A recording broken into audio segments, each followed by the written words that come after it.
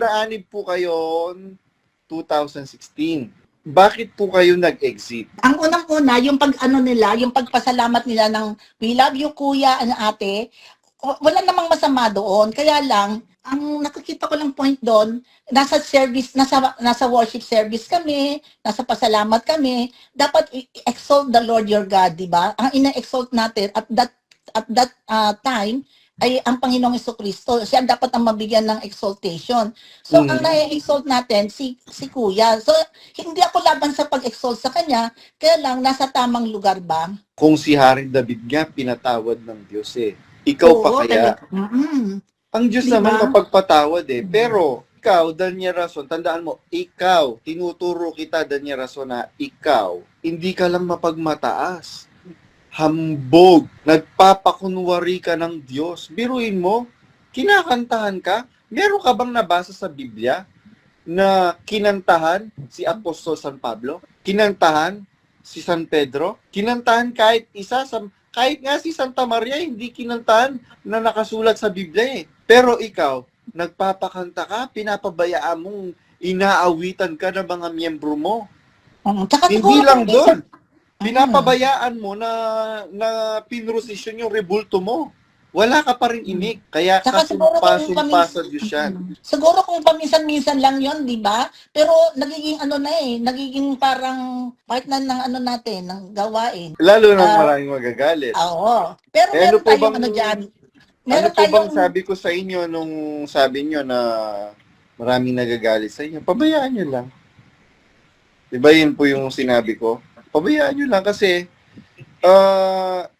wala tayong poder sa damdamin ng tao towards us. Kung galit sila sa atin, dapat hindi tayo galit sa kanila. So, naanib po kayo 2016. Oo. That was most likely 10 years. Bakit po kayo nag-exit?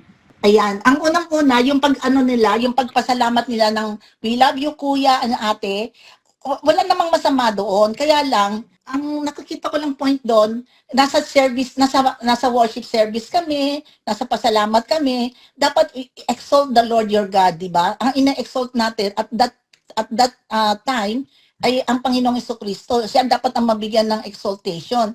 So, ang na-exalt natin, si Kuya. So, hindi ako laban sa pag-exalt sa kanya, kaya lang, nasa tamang lugar ba?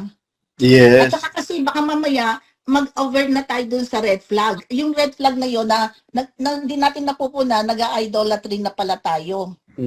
Yes. Kaya may warning ang Diyos na, thou shall not may warning nga ang Diyos dyan na, if any man love not the Lord Jesus Christ, he is accursed. So, sinong pa yung mga hindi umiibig sa Panginoong Jesucristo? Iba't yung pag-ibig natin dapat nakasenter sa Kanya, nakapokus sa Kanya. Pagsamba yun at saka pasasalamat, dapat talagang dinadala tayo ng ating mga ngaral sa nakasenter dapat talaga ang ating commitment sa ating Panginoong Jesucristo at sa ating God the Father, the Almighty God the Father and His Son the Lord Jesus Christ. So dapat nakapokus doon.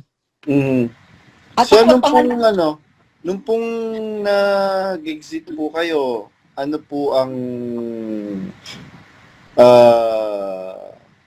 naging pakikitungo sa inyo meron po ba kayong pamilya na member? Yung pakikitungo talaga ng kapatiran, talagang wala akong masasabi, napakabait, matutulungin sila. Nako, dami kong basta masaya ako sa lokal namin. Ako doon, spoiled talaga ako maganda yung treatment nila, mababait sila sa akin, wala akong masasabi sa kanila. Kaya lang siyempre, I have to stand on the truth. Yung aral ang mas tinitingnan ko, mas importante. Kahit na mahal ko sila, pero kung nakita ko naman na hindi na naka-align ang teachings sa turo ni Kristo, then time to exit. Ganon. Totoo, tama naman. Well, yun din yung sinasabi ko dati pa, na kaya hindi nga ako tumitigil magsalita Kasi, karamihan ng mga kapatid, with all fairness, karamihan ng mga kapatid, mababait. Kaya siguro, we are all prone sa sa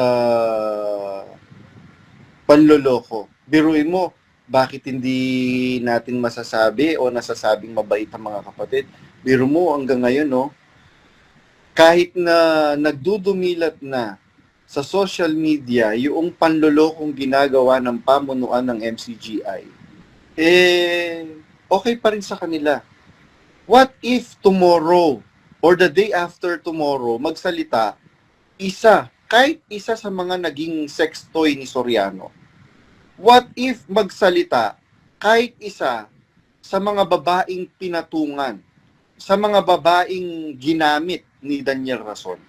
SPBB nyo ngayon, Daniel Rason.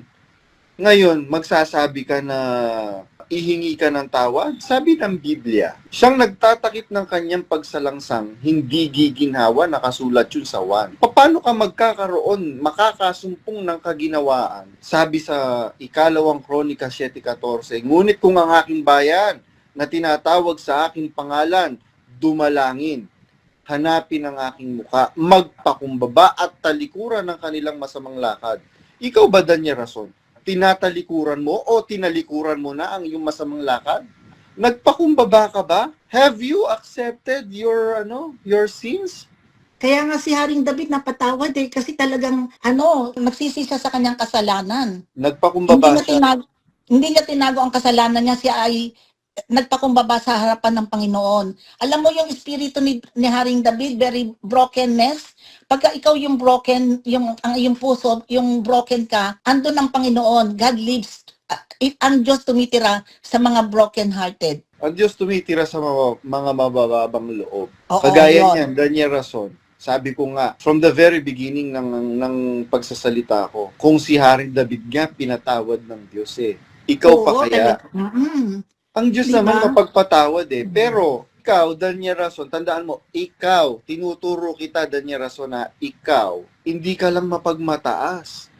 Hambog, nagpapakunwari ka ng Diyos. Biruin mo, kinakantahan ka. Meron ka bang nabasa sa Biblia na kinantahan si Apostol San Pablo? Kinantahan si San Pedro? Kinantahan kahit nga si Santa Maria, hindi kinantahan na nakasulat sa Biblia Pero ikaw, nagpapakanta ka, pinapabayaan mong inaawitan ka ng mga miyembro mo. Hindi lang doon. Pinapabayaan mo na pinrosisyon yung rebulto mo. Wala ka pa rin imik. Kaya kasumpa sa Diyos yan. Siguro kung paminsan-minsan lang yon, di ba? Pero nagiging nagiging parang yung talagang continuous na ginagawa na yung parang yung laging ginagawa na. Yes. Parang part na ng isang yung mga part na ng natin, ng gawain, ganon. Mm-hmm. Actually, dati ganyan din ako, we love you kuya, tapos buti na lang, pinaisip sa akin ng Panginoon, nagkaroon ako ng ganyang realization na parang something is wrong talaga. Tapos kinausap ko si Malu kung ganon din ba nararamdaman niya, pero kami nang naramdaman ni Malu. Tapos si Odette, tapos bukod doon, ang naramdaman pa ni Malu, yung paulit-ulit ang paksa, tapos si Odette naman, yung project ba, ang daming project, di ba? Mm-hmm. Ayun. Kaya nagkausap-usap kami. Actually, hindi ka nga namin, mga kapatid, for your information, hindi po ako naanib dahil kay Badong. Ito po talaga, ang pag-exit ko po talaga ay dahil pinaunawa sa akin ng Panginoon. Kaya hindi po ako nagsasabi sa inyo kasi gusto ko directly from the Lord kayo, yung directly nasasabihin sa inyo ng Panginoon na mali yan.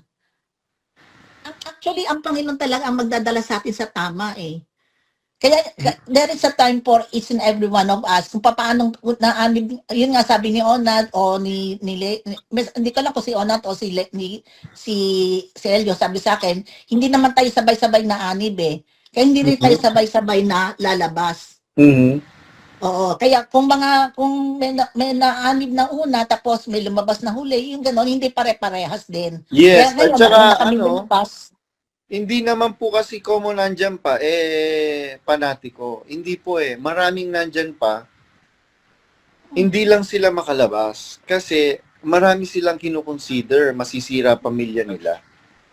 Kami nga September, September, October, November, December. Pero June pa lang, bago pa namatay asawa ko, ano na eh, yung may naramdaman na kami nila Malu.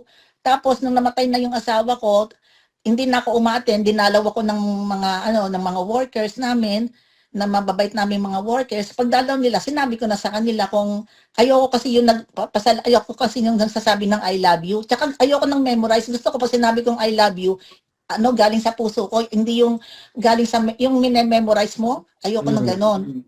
Tapos yun. Yes. Ayun nga, nasaan na ba tayo? At saka yung yung ang isa kong hindi ko din nagustuhan doon, yung walang transparency, di ba? Yes. Ng pera. Actually, sabi ng anak ko, pwede ka naman manghingi. Pero actually, hindi mo naman na kailangan hingin. Automatic dapat yan, binibigay nila. Kunyari, ito ang tinanggap nilang pera. Dito napunta, dito napunta. Dapat talaga transparency ang pera, di ba? Yes. Kagaya nun, biro mo, nag-raise ka ng 700 million. Sabi mo, bibili ka ng ospital na nasa NLEX, andyan sa may Bulacan. Tapos, nung na-raise na yung hindi nga natin alam more than yung kung gaano kalaki yung Pero, natitiyak ko, higit sa 700 billion ang umakyat. Pero, nung nalikom na nila yung pera, biglang, hindi na matutuloy yung yung hospital na bibilin kasi may mga pala, dispute pala sa mga sa mga dokumento, may mga problema pala. Biro mo, ang halaga, ang value ng property na bibilhin mo ay 700 million. Ako nga kanina, bibili ako ng charger lang cable lang. Hindi kasama yung ulo. 5 euro lang yon. Inano ko patin, kaya nga na-late po tayo ng live eh. Biro mo, 5 euro lang yon talagang inano ko pa. Inintay ko pa kung nagcha-charge nga yung cellphone ko. Hindi nagcha-charge. Yung pa kayang 700 million ang bibilin mo, sinong matinong tao ang bibili ng ganong kalaking halaga, hindi mo na aalamin kung malinis ba yung papel. Kaya si Raulo itong Daniel Rason na ito eh. Di ba, Daniel Rason, si Raulo ka? Biruin mo, nag-raise ka ng 700 million, tapos, nung na-raise na yung 700 million, bigla ninyo sasabihin, meron sa mga kapatid, na hininga ninyo ng pera, at hindi nyo naman ibinalik yung pera, may problema pala yung dokumento. Tama yun, kasi may aral tayo na yung nagpapagal sa inyo, yung nangangaral sa inyo, dapat natin bigyan sila ng mataas na lubos na pagmamahal ng pag-ibig. Pero paano mo gagawin yung na yun? Kasi turo ni Kristo yun na mahalin natin sila na nagpapagal sa atin. Kung dinadala tayo sa katotohanan, kung walang nililihim sa atin, kung talagang wala kang nililihim, ipapakita mo lahat ang expenses mo. Diba? Kasi po na kailangan hilingin pa. Yes, hindi po kasi one way yung yung pag-ibig. Love begets love. Sabi ng Biblia, if I'm not mistaken, sa Galatia 6:6 or 6:9, lubos ninyong pakamahalin ang mga namiminuno sa inyo sa Panginoon. Oo, meron din yan sa nasa Galatians din yan. Ni-review ko yan kanina eh. Yun nga po, in English ko lang po. Galatians 6:6. Pero yung binasa ko, 1 Thessalonians 5:12-13. We must have regards to them very high in love. Because because of their work in the Lord. Pero kung nag-a-admonish sila sa atin, malinaw po yung nakasulat, because of their work in the Lord. Oo, pero kung ang ginagawa nila hindi na naka-align sa ni Jesus Christ, di ba? Kahit 5 lang yan, dapat yung 1 cent na punta sa ganito. Bibigyan ko lang po ng emphasis yung nyo Sabi ng talata na binasa nyo, you should have high regards, high love to the people who, basahin nyo nga po yung sige. Okay. Now we all Now we all ask you, brothers, to give recognition to those who labor among you and lead you in the Lord and admonish you and and to regard them very highly in love. Ang Mm. na-emphasize dito, Because, because because of their work, in in their work, because of in their the work. Lord. Hindi po Oo. because of their work lang. Malinaw na nakasulat dyan, because of their work in the Lord. Kasi meron din naman silang ginagawa eh. Ano yung ginagawa nila? What is their work now? Their work Yeah, now what is nililigaw po nila yung mga ano. Oo, yung Nagsisinungaling sila. mga kapatid, sana po yung hindi po kami nagsasabi dito ng ano paki-check na lang po ninyo kasi dahil yung mga verses po talaga nung nakakaano na ako, nakakaramdam na ako, tinitingnan ko na rin po yung binabasa ko po yung mga verses na inaano niya. Hindi po naka-align. Marami pong example akong sinulat na na hindi na nga naka-align. Yun Siguro nga in po the- yung problema eh. Ako personally kasi manggagawa po ako eh. Ngayon,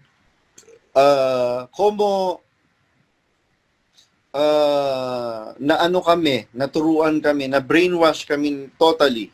Especially me. I am speaking on behalf of myself.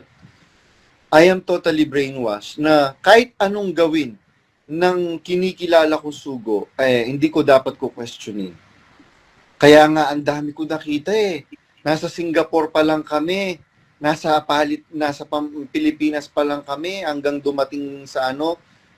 Kahit may mga na-observe ako, nakikita ako,